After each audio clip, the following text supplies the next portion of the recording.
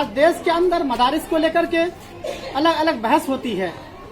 آپ سب جانتے ہیں کہ مدارس کے بارے میں لوگ کیا کیا بیان کرتے ہیں.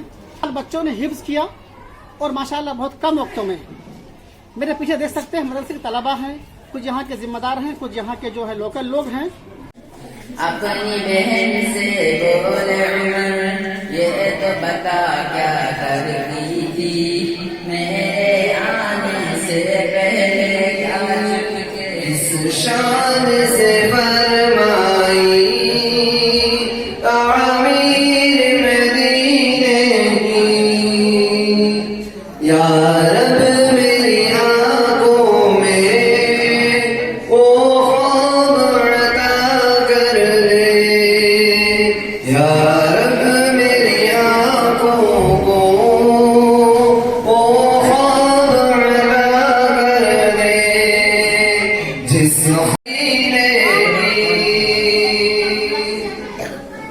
رنگوں سے مزین ہے, خوشبو سے معطر ہے, رنگوں سے مزین ہے, خوشبو سے معطر ہے. پھر ذکر خدا کا کرتی ہے, گلشن کلمہ پڑھتی ہے, چڑیا کلمہ پڑھتی ہے, دنیا کی مخلوق سبھی ذکر سے رب چاہتا ہے رسول کو اپنے گھر بلاتا ہے. او کرم اللہ کا دیکھو تو کیا یہ نہیں کہتے کہ اہدنا الصراط المستقیم صراط الذین انعمت علیہم, اے اللہ ہم کو سیدھے راستے کی ہدایت دیجیے, ان لوگوں کے راستے پر چلائیے جن کتاب کا دہان خود کرایا ہے اور بار بار مختلف انداز میں کرایا ہے.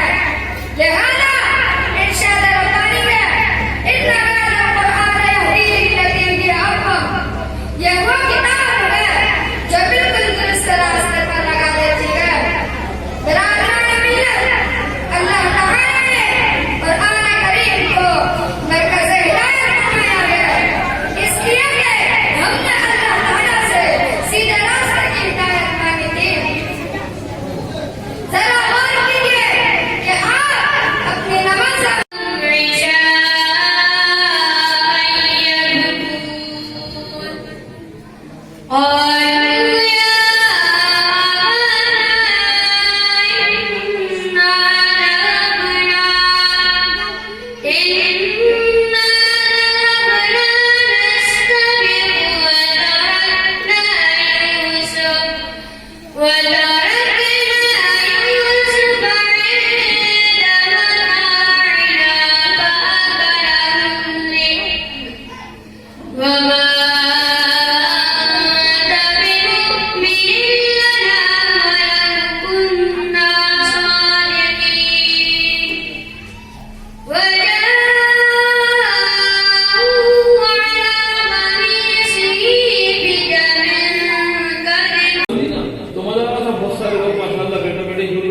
ایسی کوئی اچھی تلاوت کرتا. جب اللہ اپنے کلام کو خود سنائے گا تو کتنا مزہ آئے گا. تو حدیث میں آتا ہے کہ یہ دلہن ہے,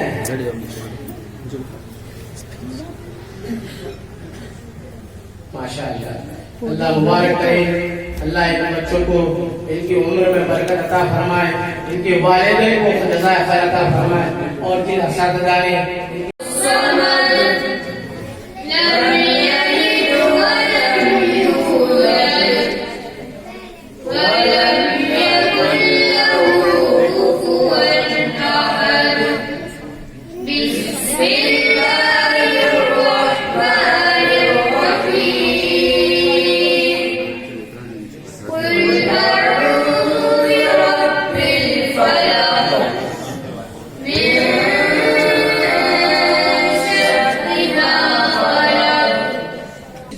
صاحب ہیں, انہی سے جانتے ہیں ہم کہ 8 سال کا سفر کیسا رہا اور ان 8 سالوں میں مدرسہ ترقی کا کہاں تک گیا. یہ 4 بچے نے حفظ کیا ہے اور اس کے پیچھے کی کیا محنت ہے. جی سر بتائیے 8 سال سفر کیسا رہا آپ کا؟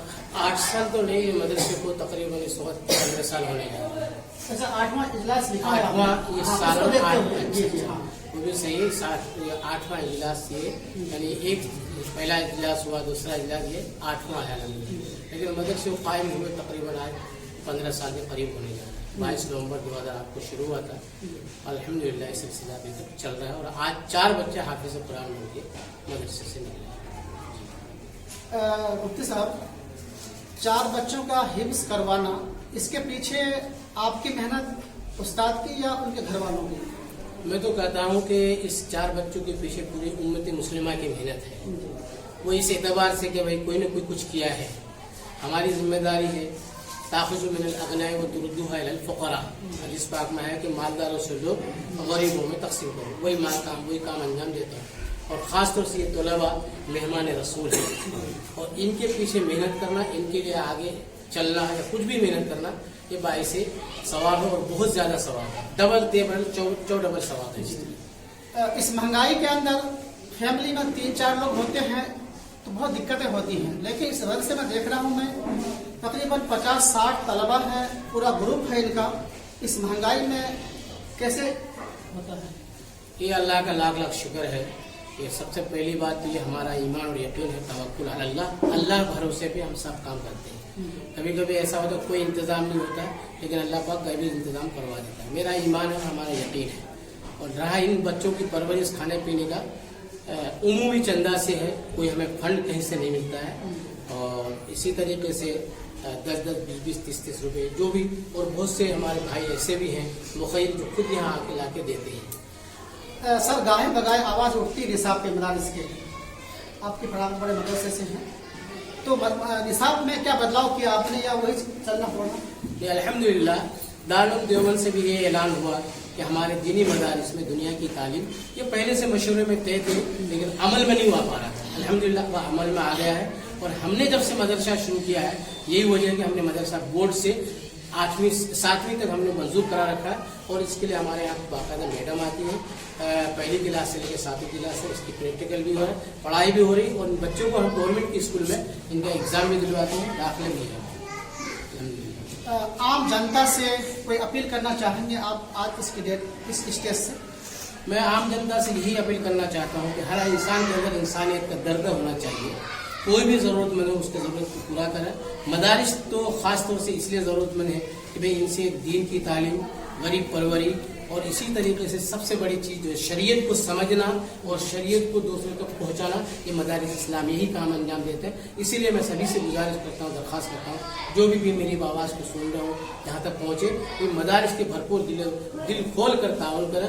جو بھی مدرسہ جہاں بھی جس جگہ بھی اپنی محنت کر رہا ہے، کام کر رہا ہے اور یہ اس کا نتیجہ ہمارے یہاں سامنے آ گیا.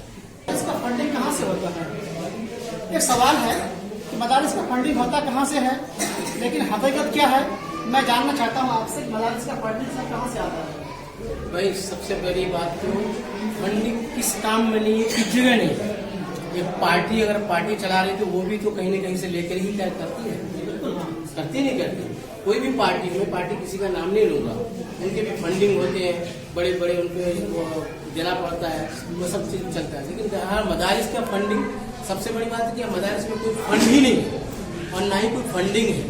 یہ تو امت مسلمہ کی ذمہ داری ہے اور ہمارے اکابر علماء نے اس بات پہ اسی بنیاد پہ مدارس کا قیام کیا ہے کہ عوامی چندہ سے مدارس کو چلایا جائے. اسی وجہ سے کسی خاص ایک پرسنل کسی مالدار سے ایک مدرسہ نہیں کرتا ہے اور کوئی مالدار کہے کہ میں پورے اپنے خرچ کے مدرسہ چلاؤں، ایسا بھی نہیں. ہمارے اکابر علماء نے 6 بنیادی چیزیں جو تھی اس میں سے یہ عوامی چندہ سے مدارس چلایا جاتا ہے. اس کا کوئی فنڈ نہیں.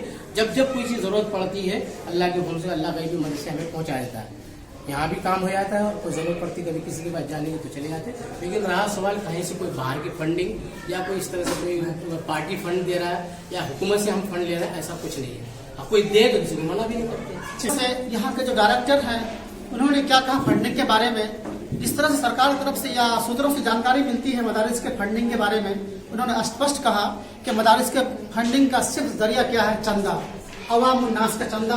वो चंदा 10 रुपये, 1 रुपये, 5 रुपये, 100 रुपये, कुछ भी हो सकता है। इन्हीं चंदों के बल पे ये मदारिस आज चल रहे हैं और चलता रहेगा। इन्हीं सब बातों के लिए मैं MS अख्तर खान, पर्वत न्यूज़, भोपाल, मध्य प्रदेश।